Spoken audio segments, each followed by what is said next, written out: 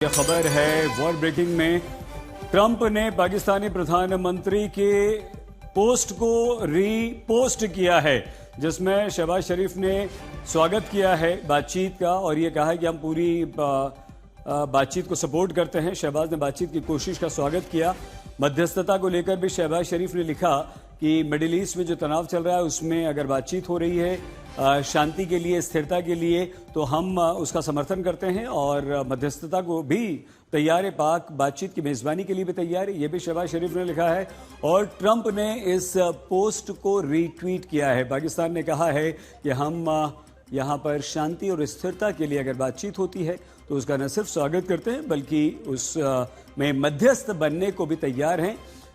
और अमेरिकी राष्ट्रपति ट्रंप ने इस पोस्ट को रीट्वीट किया है। अशरफ वानी लेबनान बेरूत से और प्रणय हमारे संवाददाता हमारे साथ हैं। प्रणय, क्या हर बार जो पाकिस्तान से अपने बारे में कहलवा लेते हैं ट्रंप कि मुझे ट्रंप को पीस नोबेल पुरस्कार प्राइज मिलना चाहिए, उसी तरह का ये एक शगुफा है या कुछ और? देखिए, मुझे लगता है कि इसमें जो नजर आ रहा है उससे कहीं ज्यादा गहरा और कहीं ज्यादा बड़ा है। और वो इसलिए भी है क्योंकि आपको याद होगा सईद कि लंबे समय से पाकिस्तान और अमेरिका के बीच बड़ी नजदीकी को ईरान के एंगल से ही देखा जा रहा था कि ईरान के खिलाफ अमेरिका बड़ी कार्रवाई करना चाहता है और इसलिए अमेरिका पाकिस्तान को अपने साथ रखना चाहता है। और इसमें वही चीजें सामने भी आ रही हैं।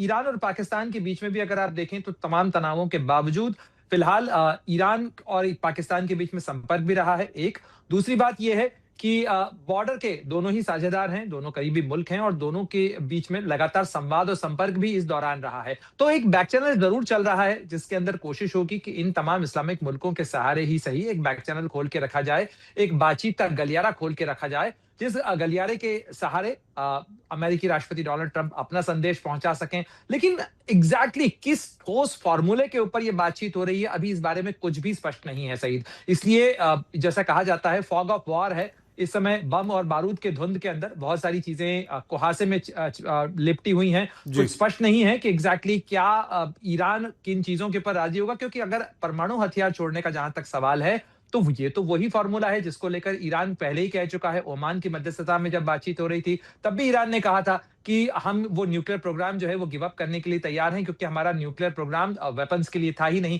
तो राष्ट्रपति डोनाल्ड ट्रंप किस फॉर्मूले को लेकर इसमें अपनी जीत डिक्लेयर करेंगे और एग्जैक्टली क्या फॉर्मूला निकलेगा, इसके लिए भी थोड़ा इंतजार करना होगा।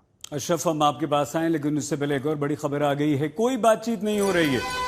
ईरान ने साफ तौर पर कहा है कि हमारे बीच, अमेरिका और ईरान के बीच कोई बातचीत नहीं हो रही। ईरान के विदेश मंत्रालय के प्रवक्ता का ये ऑफिशियल ट्वीट आ गया है और उन्होंने ये कहा है कि कोई बातचीत अमेरिका से हमारी नहीं हो रही, कोई नेगोशिएशंस नहीं हो रहे हैं और पिछले 24 घंटों में ऐसा कुछ भी नहीं हुआ है कि ईरान और अमेरिका के बीच कोई बातचीत हुई हो।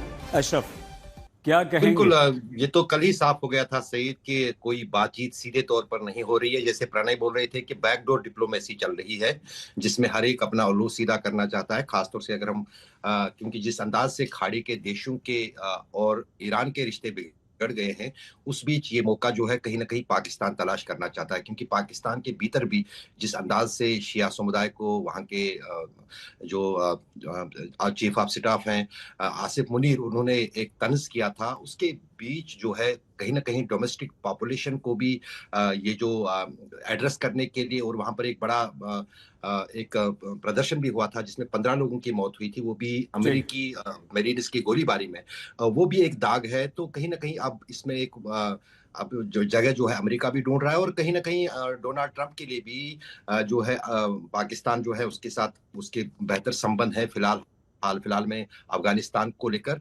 तो लेकिन जाहिर है कि कहीं ना कहीं ईरान ने अपनी स्पष्टता जो है, अपनी बात जो है साफ डे वन से की।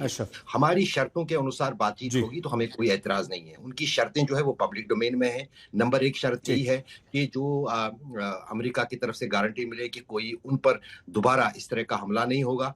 दूसरी महत्वपूर्ण बात की जो जंग में उनको नुकसान हुआ है उसकी भरपाई करे।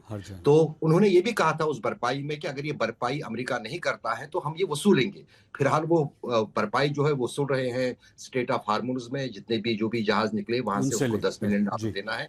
तो जाहिर है कि ये कहीं न कहीं ईरान का स्टैंड क्लियर है कि हम लड़ने के लिए हम पर जंग थोपा गया है और जंग पर ठीक है के अशरफ। मैदान में इसका फैसला होगा। प्रणय और अशरफ, बहुत धन्यवाद आप दोनों का। अशरफ, आप लेबनान में, ख्याल रखिएगा अपना।